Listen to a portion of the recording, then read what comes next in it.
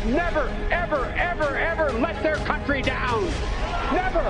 正确的中国共产党万岁！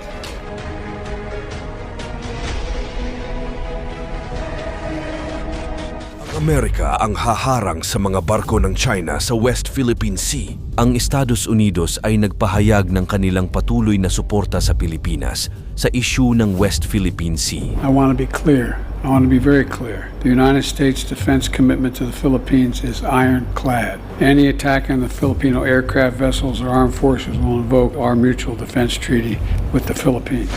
Sa iba't ibang pagkakataon, ipinakita ng US ang kanilang suporta sa pamamagitan ng mga pahayag at aksyon na naglalayong ipagtanggol ang karapatan ng Pilipinas alinsunod sa international law, partikular na ang United Nations Convention on the Law of the Sea. Ano-anong suporta ang gagawin ng Amerika parang tulungan ang Pilipinas laban sa China?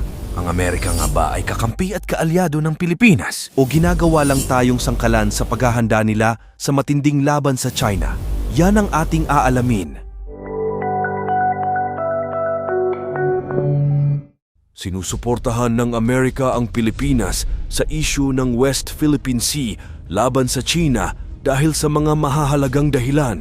Una, Mutual Defense Treaty. Ang Mutual Defense Treaty ng 1951 sa pagitan ng Pilipinas at Estados Unidos ay nag-uutos ng mutual support sa kaso ng armadong pag-atake. Subalit, ang direktang pakikialam ng US ay depende sa maraming kondisyon at consultation sa pagitan ng dalawang bansa. Ikalawa, diplomatic statements and actions. Ang Estados Unidos ay patuloy na nagpapahayag ng suporta sa Pilipinas at kinokondena ang mga agresibong aksyon ng China sa West Philippine Sea.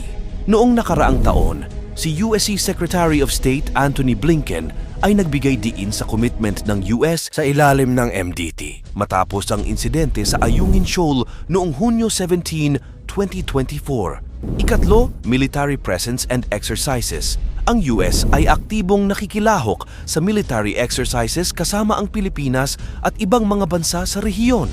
Ang mga exercises na ito ay naglalayong pahusayin ng interoperability at pagpapakita ng presensya sa rehiyon. Malinaw na ang US ay nakahandang suportahan ang Pilipinas. Ang pakikipagtulungan ng Estados Unidos at Pilipinas ay naglalayong ma-maintain ng balance of power at kapayapaan sa rehiyon. Ang insidente sa Ayungin Shoal, kung saan pinigilan ng China Coast Guard ang resupply mission ng Pilipinas para sa BRP Sierra Madre, isang military outpost ng Pilipinas. Ayon sa pahayag ng Estados Unidos, ang aksyon ng China ay itinuturing na agresibo at mapanganib na nagresulta sa pagkasira ng mga sasakyang pandagat ng Pilipinas at pagkakaroon ng mga sugat sa mga Pilipinong tauhan. Ang US Ambassador sa Pilipinas na si Mary Kay Carlson ay mariing kinondena ang mga aksyon ng China na nagsasabing ito ay lumabag sa international law, partikular na sa United Nations Convention on the Law of the Sea at ang 2016 Arbitral Award na pabor sa Pilipinas. Dagdag pa rito, binigyang diin ni US Secretary of State Antony Blinken ang matibay na pangako ng Estados Unidos sa Pilipinas. Ang mga aksyon ng China ay nakakasira sa kapayapaan at katatagan ng rehiyon. Ang Estados Unidos ay nagbigay ng iba't ibang uri ng barkong pandigma sa Pilipinas sa pamamagitan ng kanilang defense cooperation at military aid programs. Narito ang ilan sa mga pangunahing barkong pandigma na ibinigay: Hamilton-class cutters, BRP Gregorio del Pilar, dating USCGC Hamilton, isang high-endurance cutter ng United States Coast Guard. Ang barkong ito ay ginagamit sa maritime patrol at search and rescue operations. BRP Ramon Alcaraz, ito ay dating USS Dallas, isa pang Hamilton-class cutter na ginagamit ng Philippine Navy. Cyclone-class patrol ships, BRP General Mariano Alvarez, ito ay dating USS Cyclone, isang patrol ship na binigay ng Estados Unidos sa Pilipinas. Ang barkong ito ay ginagamit para sa coastal patrol at maritime security operations. MK-6 patrol boats. Ang Estados Unidos ay nagbigay ng mga MK-6 patrol boats na ginagamit ng Philippine Navy para sa maritime security at interdiction missions. Ang mga bangkang ito ay may advanced weapon systems at ginagamit sa mga operasyon sa coastal areas. Littoral combat ships, BRP Conrado Yap, PS-39. Ito ay dating Pohang-class corvette ng South Korean Navy na binili ng Pilipinas sa pamamagitan ng military assistance ng Estados Unidos. Ang barkong ito ay ginagamit sa anti-submarine warfare, surface warfare, at maritime patrol. Landing craft utility. Ang Estados Unidos ay nagbigay ng iba't ibang LCU sa Pilipinas na ginagamit para sa transportasyon ng tropa at kagamitan, lalo na sa mga humanitarian at disaster relief operations. Ang mga barkong pandigma na ito ay mahalaga sa pagpapalakas ng kakayahan ng Philippine Navy sa pagsasagawa ng mga operasyon sa maritime security, patrol at humanitarian assistance. Ang Estados Unidos ay nagpahayag ng kanilang suporta sa Pilipinas hinggil sa mga issue sa West Philippine Sea, ngunit hindi ito nangangahulugang direktang haharangin ng Amerika ang China dahil kung magkataon at nagkagirian ang mga sundalong Amerikano at Chinese ay posibleng paglala ng tensyon at isang malaking sigalot at digmaan. America versus China, military capabilities. Ang Estados Unidos ay may pinakamalakas na militar sa mundo, may advanced technology at may global reach. Ang kanilang Navy, Air Force at missile defense systems ay ilan sa pinakamoderno at pinakamakapangyarihan. Ang China naman ay may pinakamalaking aktibong military personnel at mabilis na nagmo-modernize ng kanilang armed forces.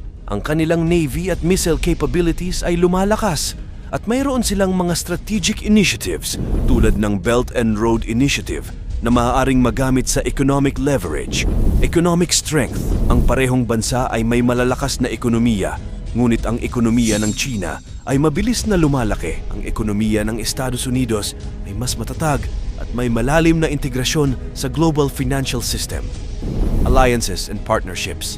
Ang US ay may malalakas na alyansa tulad ng NATO at security partnerships sa Asia-Pacific, Japan, South Korea, Australia at Pilipinas. Ang mga alyansang ito ay nagbibigay ng strategic advantage sa US. Ang China ay may mga alyansa rin, ngunit hindi ito kasing lalim ng sa US. Sila ay may mga partnerships sa Russia at ilang bansa sa Asia at Africa. Geopolitical factors. Ang geographical location ng isang digmaan ay makakaapekto sa resulta nito. Ang China ay may advantage sa kanilang rehiyon, Asia-Pacific, habang ang US ay may global reach at presence. Nuclear capabilities.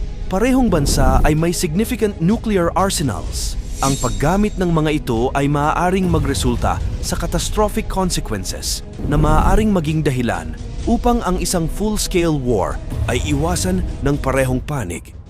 Ayon sa mga eksperto at analysts, ang digmaan sa pagitan ng dalawang bansa ay magiging napakakomplikado at magresulta sa napakalaking pinsala sa parehong panig at sa buong mundo. Ang diplomatic at economic consequences ng isang digmaan ay malamang na magpigil sa parehong bansa na pumasok sa direktang labanan. Sa pagkakaroon ng mga bansa na handang sumuporta at tumulong sa atin, ito ay nagbibigay ng kumpiyansa sa mga sundalong Pilipino na patuloy na ipagtanggol ang sarili nating soberanya. Ikaw, ang Amerika nga ba ay kakampi at kaalyado ng Pilipinas o ginagawa lang tayong sangkalan sa paghahanda nila sa matinding laban sa China?